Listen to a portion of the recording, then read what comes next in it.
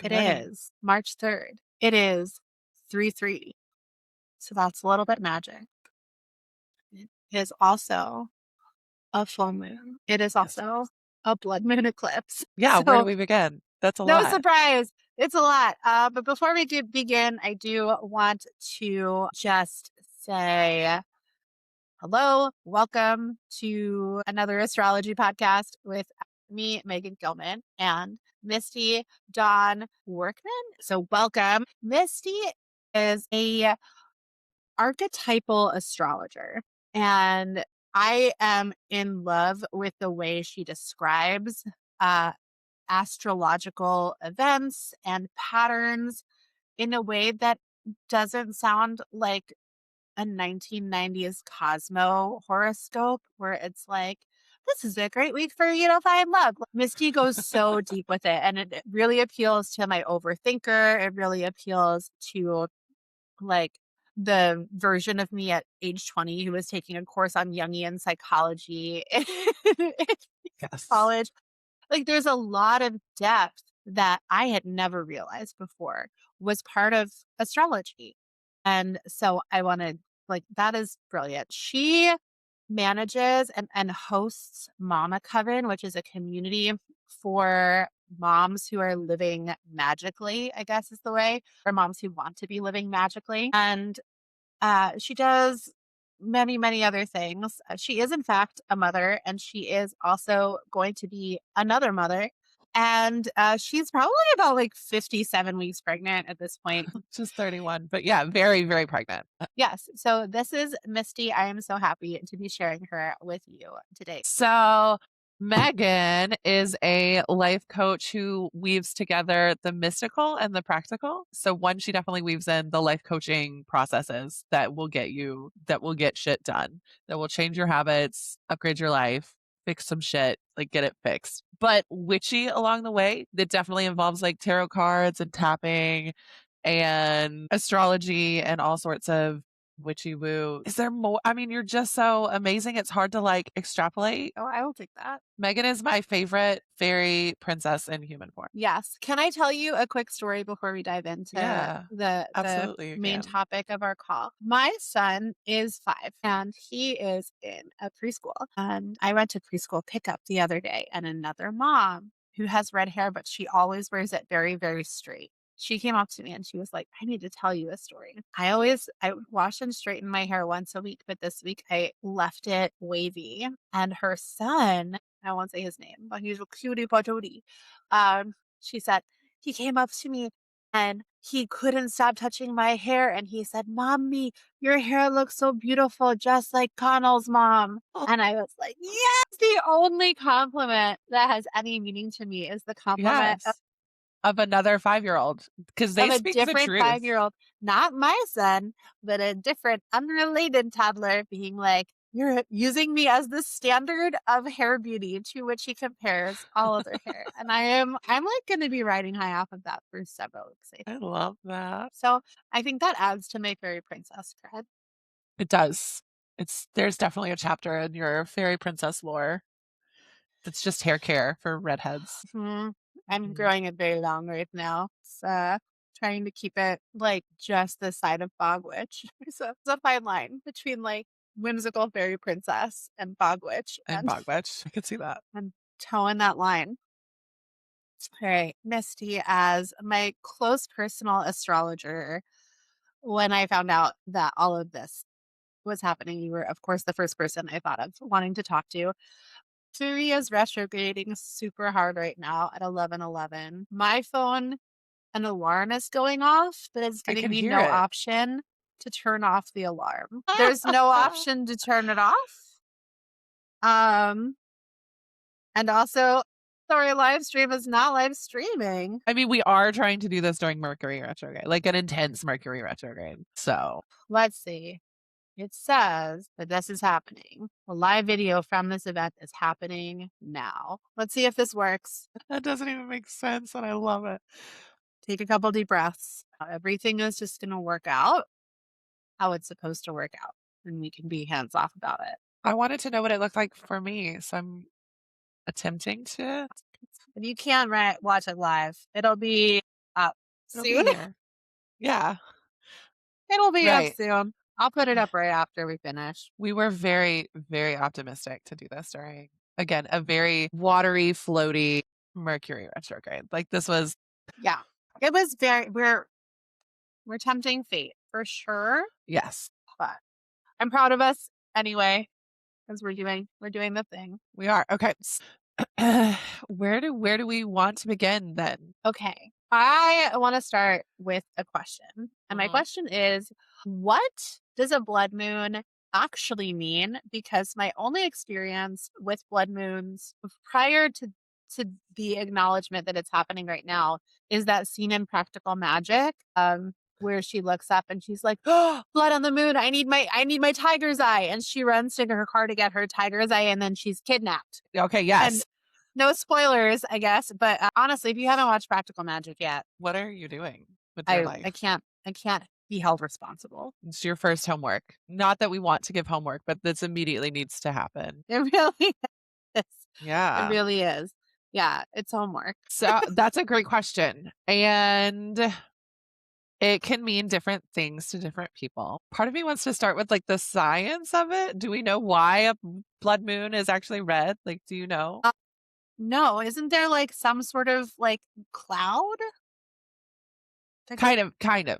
It's the Earth's atmosphere and the tilt that they're at, right? So Earth's in the middle and the tilt that the sun and moon are at, the light of the sun passes through Earth's atmosphere at a certain angle okay, and that casts a red shadow on the moon. okay. So one more time like I'm 5. So Earth right here in the middle, right? We've got the sun over here and the moon over here. So when the light from the sun goes past Earth and hits the moon, it goes past Earth at a certain level and it catches some red light on the way. And the red light like casts the red shadow on the moon. Okay, so it's like a filter through Earth's atmosphere. Yes. So it's like sunset color, but Yeah. on Yeah. the moon. Cool. Just for some context, my sister is literally an astrophysicist. And I'm like, explain to me again why the moon is red. Well, you're not the astrophysicist. No, but I should be able to get at least that far. Yeah. So that's actually what's happening. And I like it as a reminder because that you can only see that on the earth. You can see the moon from everywhere, but you can only see a blood moon when you are on the earth because we are in between the sun and the moon and it's at a certain angle. So I love that this particular blood moon eclipse is a reminder that you are a human on the earth. I like that. So it's like, unlike other cosmological events, this one is like just for us. Like the show was Yeah. just for us. Yeah. Yes. So I like starting there that it's a reminder that we are humans on earth on a journey doing something physical here. And then of course different cultures across time have like attributed a blood moon to different religious and cultural meanings and we can go into all of them. I don't know all of them. But that's what a blood moon means for me. It's really cool. It's a full moon. It typically only happens for a full moon. It's a reminder that we're here, all our That's kind of humanness. beautiful. So, Right, right. That's my favorite type of magic is the kind because I think a lot of times we get in our head about like magic needs to be big and elaborate and like very mystical and we need to find the god or goddess that we're making an altar to and like what does the blood moon mean for like our whole future and it's like it just means that you're here. That's the real magic. Like, right? So, yeah. yeah. So, watch me get this wrong. This is a full moon in Virgo? Question Yes. mark? Okay. Yes. Yay. So with the reminder that like you're human, you're having a human experience, you're here on earth, that kind of like grounding energy. What does it mean that this year that shows up for us in Virgo? Do you think? Good question. So Virgo is the sign of like Virgo gets a bad rap as being like a detailed perfectionist servant, and like that's shitty. I hate that. Virgo is an effing goddess to me. Virgo is the goddess of the temple who like makes sure that things are in order so that the ritual can begin. That's the kind of archetype that I want to evoke when we or want to invoke when we think of Virgo.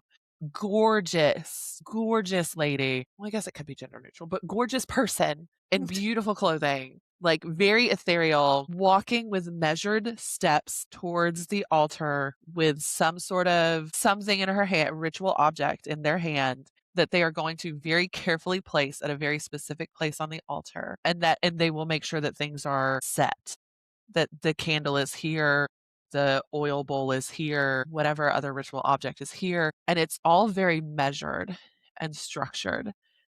And that's the Virgo side of things, that like heaven can come to earth because I have the details in that landing. Yeah, it is landing. And so I'm like, okay, so my kind of strong urge to deep clean my dining room today and like make the windowsill like a little altar of like that kind of tracks with Yeah. the energy It of was Virgo today. yes. It was definitely a Virgo who coined godliness is next to cleanliness, or cleanliness is next to godliness. Like absolutely a Virgo who said that first. Yeah. Yeah. Because you need to take care of you need to take care of your space. You need to take back. Okay. Mm. So if Virgo is like, you really need to take care of things, you need to make sure that like everything is treated with reverence, that everything is in its proper place, and that everything is aligned with intention. The blood moon is a reminder that like we're humans, we're on earth. I'm getting the like, so this is a reminder that you need to treat your current experience, your earthly experience as sacred. Reverently. Yeah. Yes. In many ways. Not just what's in your head, not just like your spiritual path. Like you need to get grounded and get active in your physical, real, like flesh and blood, earth and stone world, Yeah. which was Yes. hard. That's It hard. is hard. It is hard, especially because it takes two celestial bodies to make an eclipse. And so obviously we have the sun on the other side and it's a dance between the two. So we just talked about Virgo being heaven will come to earth because the details are in order. Pisces on the other side is like heaven will come to earth and it will be perfect exactly the way it is. The details will be meaningful because heaven has arrived. Ooh. So the flip side of Virgo is Pisces, which is kind of like give it grace. Like it Kind of, already yeah. is. Like don't overthink it. The pile of laundry has meaning because it exists, right? Like it isn't the Virgo side of things. So that's very fun because Virgo is a little bit easier to talk about because it's so tangible, whereas Pisces is not. So it's hard to like everything I just said about Virgo, just flip it. Like that's the easiest way to talk about Pisces.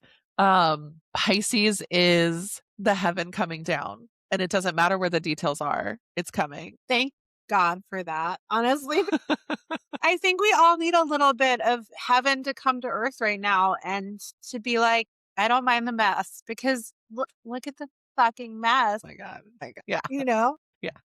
It's a mess. Yeah, the world is a mess right now. But Pisces is kind of the reminder that like there's divinity in the messiness. Like it is what it is and it's beautiful because it is exactly what it is. And we don't need to change it. We just like exist. I'm turning this into a semi-religious and that's not my intent. I want to take a second to clearly say it could be heaven, it could be paradise, it could be something beautiful. I just I'm using the term heaven here, Heaven but in like the heavens, as in like celestial energy, as in like cosmic universal energy, right? or just That's all how I things beautiful. interpreted it. I don't think it's the second, like, I don't think we're not going to get raptured or anything, Okay. right? I just realized I'm talking a lot about like heaven and divinity, and I wanted to clarify that real quick. So, the part about eclipses is that they always involve the nodes. So, the south node and the north node are involved, and the south node is near Virgo, this time, the moon in Virgo. And so, the south node is the south node reminds us of what needs to be released, and the north node is what you're headed towards. So if the south node is Pisces and the north node is Virgo, does that mean like, Opposite okay, the north node is Pisces right now. okay.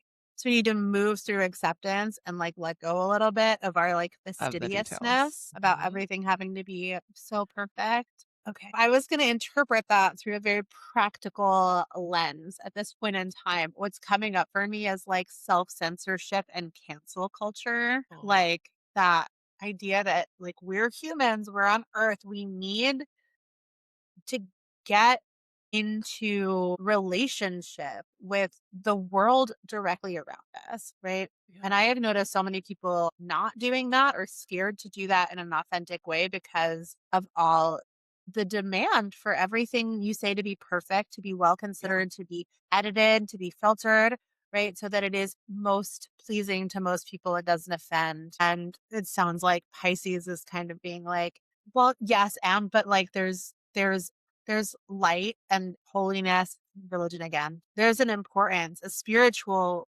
weight and importance to getting it wrong and to getting it wrong in practice in a visible way with other people, and from Yeah. learning and going through that process and being a part of humanity instead of trying to hold yourself apart or above and Yes. perform a flawless version of Yes. humanity, Yeah. which Yeah. Yes. There's okay, divinity in the messiness of being a human. And I think sometimes we try not to be the messy part of being a human. all the And that's not time. helpful. That's not helpful. I saw something on Substack the other day that is a perfect illustration of this. Someone posted something about like their view of feminism. And someone responded like, "Well, but are you a vegetarian or a vegan?" And she was like, "Well, not currently." And the person was like, "Unless your feminism contains all species, it's not real feminism." I was like, "That is so silly. That is so silly." One, I respect your viewpoint. If that's important to you, that's important to you. But also, can we like so That is, unless your feminism includes all species. So, yeah. So that was Yeah. that's exactly that kind of like you have to be perfect in order to be included, or you have to be perfect in order to be the right. And it's In order to be this eclipse worthy, in in order to be particular. worthy of listening to, in order to be worthy of like stepping into the arena, to use Yeah. my favorite Brene Brown quoting Teddy Roosevelt.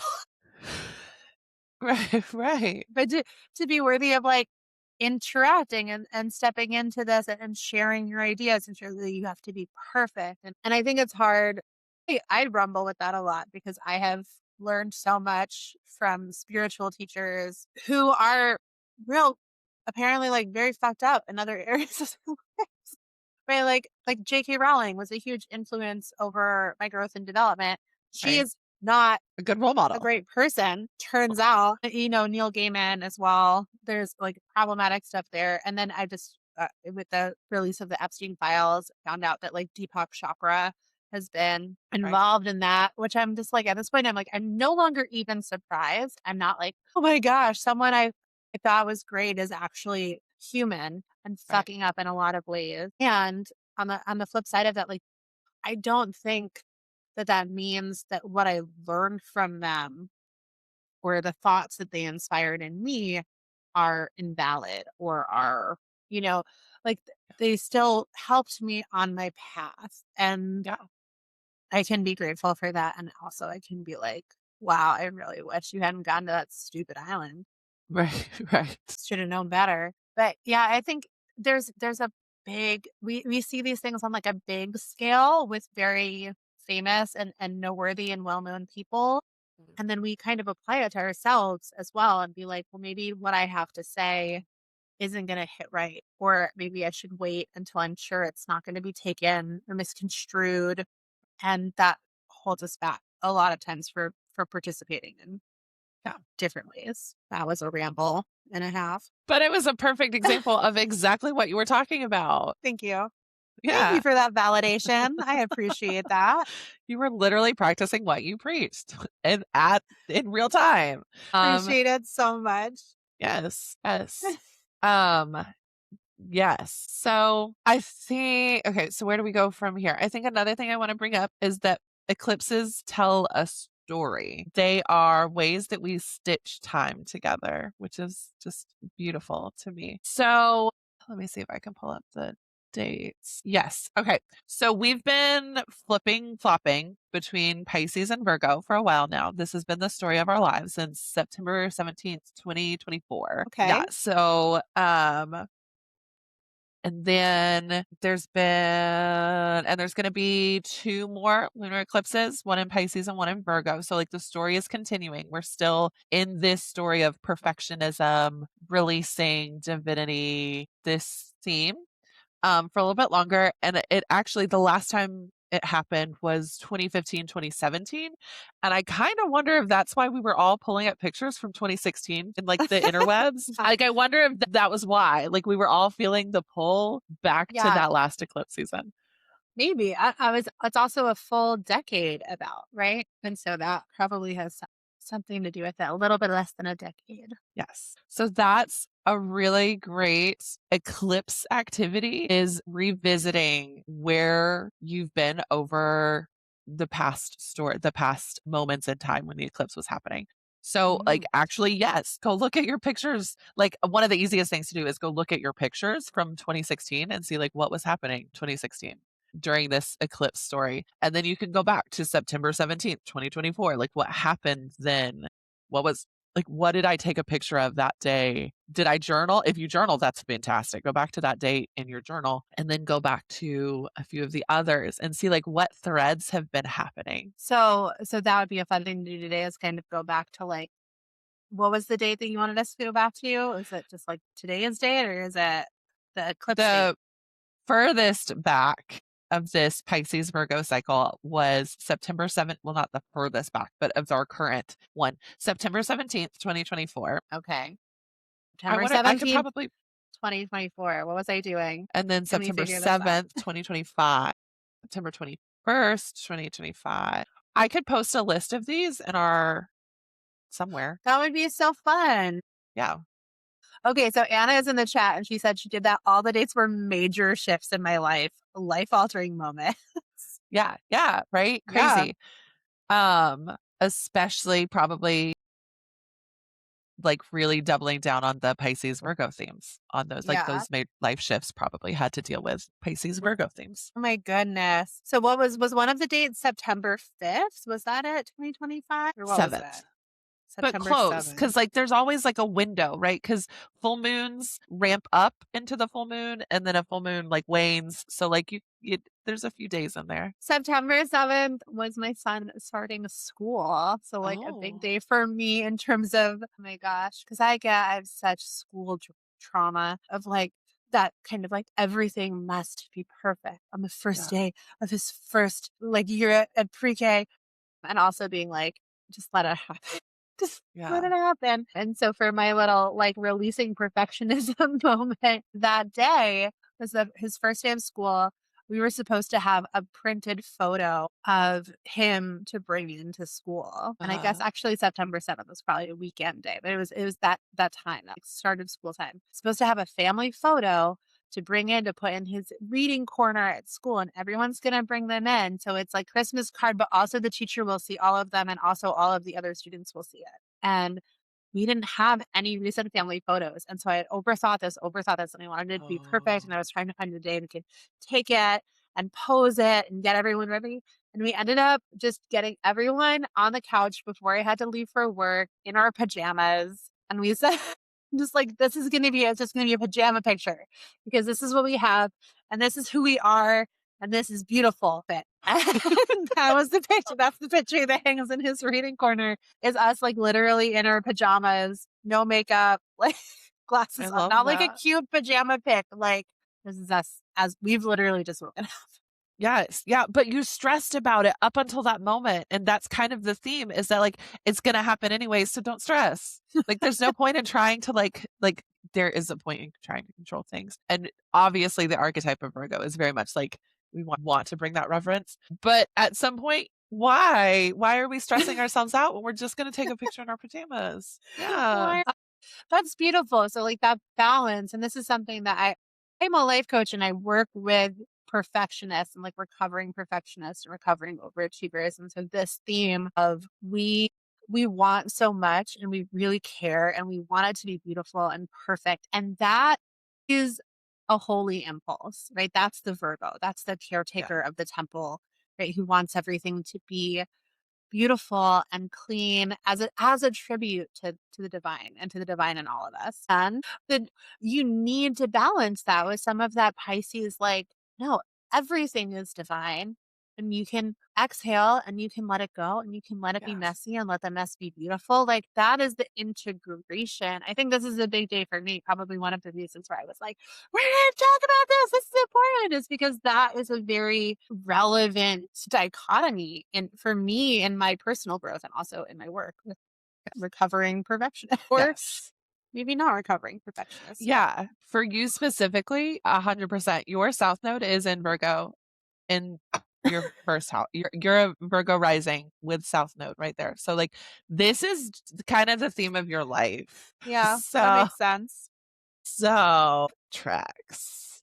That tracks. This is my eclipse. Yeah. So I heard about this cosmic event in passing from my friend Nicole, who is a really gifted medium and reader. She pop her stuff in the doobly doo at the bottom when I post this. She goes by Guiding Arrow on the internet. And we were just in passing and she's like, "It's gonna be a week." And I was like, "What do you mean it's gonna be a week?" And she's like, "There is a blood moon eclipse on the full moon on the 3-3 portal during Mercury retrograde."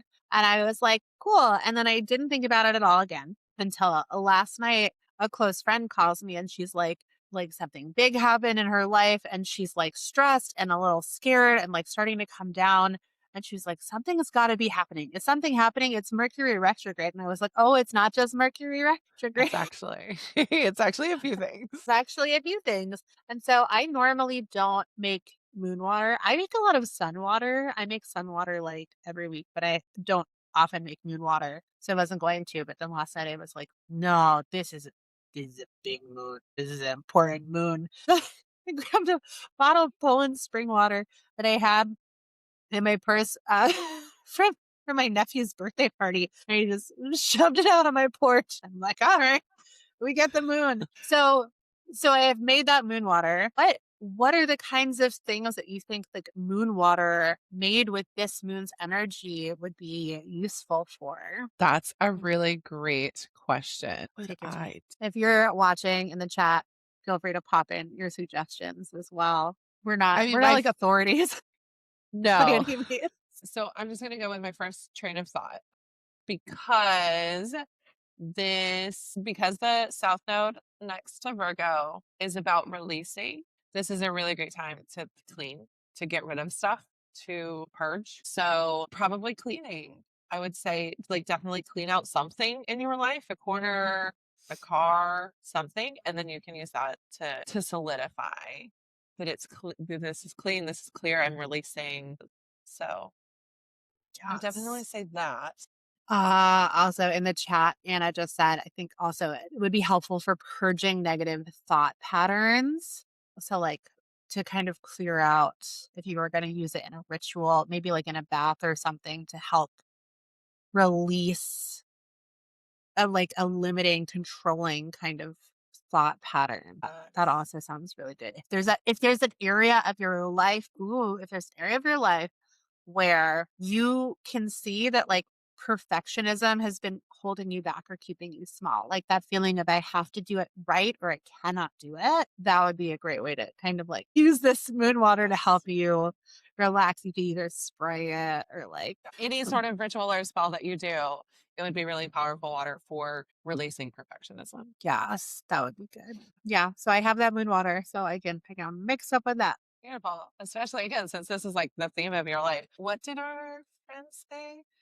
Virgo is your fourth house. Virgo is in her fourth house and her moon is in Pisces. And then she said September 7th. And I don't know. This is Anna. Anna, is September 7th your birthday or just a day? It was one of the days. It was One of the one of days the that you said. cycle. Yeah, it was one of the days Okay. that I said. So maybe she was answering.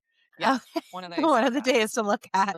I was like, you don't strike me as a Virgo, Anna. But I'll take your word Um, for it. so we've talked about the theme of like Virgo and Pisces together. And so for Anna specifically, that's going to be your fourth house of like time by yourself. because the fourth house is very Cancer, and so like time in your shell, time by yourself, there's no one else. There's lots of very strong boundaries, and then the 10th house on the opposite side of that is community, and so the themes of your life around this Pisces Virgo eclipse season probably has to do with like finding your way out versus being a homebody versus like getting out there in the spotlight versus like finding your own boundaries, and so that I could see that's how you make astrology personal is you figure out where those signs are in your own chart. Yeah. Yeah, that's where that tension is. I love that. What else did I want to talk about? Do you? Yes. Okay, Anna in the chat has indicated that Misty is spot on in Yeah. her interpretation. I am wondering, and this is another thing that I don't know as much about as I feel like I will eventually know. You ever have a topic where you're like, I'm going to learn a lot about this, but I don't know a lot about it yet. But I can just tell that, like, at some point in my life, I'm going to do a deep dive. Yes. So the portals, right? Today is the 3-3 portal. And I will be totally honest. I don't know what the fuck that means. What is a portal? How is a portal? It's just a day. We made up the calendar. I mean, we didn't make up the calendar. Some Romans made up Kind the of we did. calendar this one time. Well, Romans started it, and then Pope Gregory, I think right? so.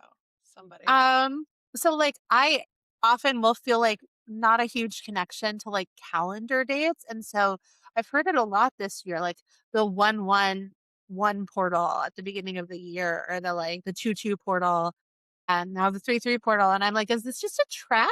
Do you know anything about this, Misty? Or is like this a thing? I don't know much about it. I don't. Obviously, it has something to do with angel numbers, and I will say, okay, so to give it a little bit of authority, officialness, to give it a little bit of something, we currently have a lot of stuff in Pisces while we have a Mercury retrograde. So the Mercury retrograde, like communication, technology, all of that stuff isn't working. Like it's going to break down. But with everything in Pisces, all the other channels want to be active. So that means anything else that is witchy woo, your clairs, your dreams, your daydreams, anything else where you find meaning outside of your typical technology and communication, I would lean on that. So it could have something to do with that. Just it's a fun magical thing. And right now it's more alive than like other times. But I'm sure for like numerologists out there and people who really love angel numbers, like that's a real thing for them. Yeah. I am not a huge angel number person. I like to check them. I like 1111. I like to see them in my life. And I always just interpret them all as like a little nod. Like I remember like life is magic. Remember magic is happening. Remember magic is real. And I did a quick little googly search on this 3-3 portal. And it just seems like it's about like manifesting alignment. Like like a reminder, divine energy is like big today. It's a good day to do magic. It's a good day to remember that you are magic. It's a good day to pay attention to the synchronicities and the miracles that are happening around you. If otherwise you were just gonna like float on about your life and not tune in to the witchy wonderfulness that goes on around us every I do day. love that. Yeah, like it's a day to tune in. It's a data, Anna says, a potent data focus on personal growth. Yeah, I think that's like this is a data, be a little more intentional, a little bit more open-minded, and a little bit more like listen to your intuition today is what I'm getting from the I internet. like the there are two things that come to my mind. First, in a book that I'm reading, Making Magic by Briana Saucy. I love that name. Saucy. Saucy. That's a really good name. Making Magic. Oh my God, I absolutely recommend this book. She Do you have it makes with you? Can you hold it up yeah, so people can yes. see? If it'll let And me, because I'm I'll put the doing the link in the blurry show screen. notes. Show notes. That's what it's called. Making magic. That looks Ta-da! beautiful. Right? And she makes magic really like just every day. Like it's so good. So in Making Magic, she did not talk about ice cream, but Anna is now talking about ice cream. That sounds so good. Okay, I need to focus. So in this book, she talks about how anything can technically be a portal to magic. And so it's anything that you want that is a reminder that magic exists in the everyday. So it could very Ooh, much be things that we label actual portals, like the 3-3 portal, is a reminder that your life is magical, exactly as it is on this earth. love And it. so I love that. And then the other thing is a quote from my astrology teacher, Britton LaRue. She says, astrology is actually not a belief system. I'm not asking you to believe anything. I'm just asking you to entertain that this could be helpful to your life. Oh, And so I I take that quote and put it to all sorts of magical things. So like we're not asking you to believe in the 3-3 portal. We just entertain that it could be helpful. We're not asking you to believe in the I Ching. We're just asking for you to entertain that it could be helpful. So like any sort of magical practice that you have, I like that view of it. I'm not asking anybody to do anything with it except entertain that it might be helpful to your life. might be helpful. Well, I feel like this has been really helpful for me. I've gotten a lot of validation from it. Apparently, the blood moon eclipse in Virgo with Pisces spice is a big one for me personally. Yes. If you feel like it's a big one for you as well, I'd love to hear in comments about what you do. We are going to be doing these honestly, like infrequently because I'm a mom and Misty's a mom and we both have jobs. Yes. But when we do it, it's really great. And I absolutely love it. And I hope we can do more. And if you have questions, if you would like to come on, my favorite is to make Misty read your chart and then just like weigh in on what I think, Yeah. which has no basis in any, no, I'm just kidding. I'm an intuitive. And so I tend to say things that have no basis in anything, but that like end up ringing kind of true. Would you say that's right, Misty? Yes. Like, I haven't researched this, but I feel like this is happening. And then Yes. people will be like, that's weird. That's weird. People's reaction to me since I was young. Personal verified gnosis. Wow. That sounds so much better. You have, I'm sure it's a clear, maybe, but you just have personal verified gnosis. You just know Yeah. things I just that know things. that's, yeah. I drink and I know things. So we're going to close off for today. Misty, is there any last little sprinkles that you want to share that you want people to keep in mind as they move through the energy of today's portal? Think some helpful things that you can do for this portal today, for this transit today is dream. Lean into your Pisces self a little bit more. Obviously, clean. Like you can definitely lean into your Virgo side too. Clean something, purge something, get rid of something. And if possible, take a nap. This is very nap kind of cosmic weather. So if you can fit a nap in your life, that is, yes, the universe says yes. Yes. Ah, beautiful guidance. Um, I love that. I will take that advice. After lunch, we'll be cleaning the room I had planned to clean. And also, um, I want to throw in there that if you did make the moon water, take a little bit of it and ritual full moon bath in the energy of that moon water. That's powerful. And just use it to release any traces of that kind of like overthinking, perfectionism, things that are holding you back and let it all wash down the drain. That's All like my right. love. Thanks for That's chatting all with for today. me. Yeah. Have fun. I'll see you next time.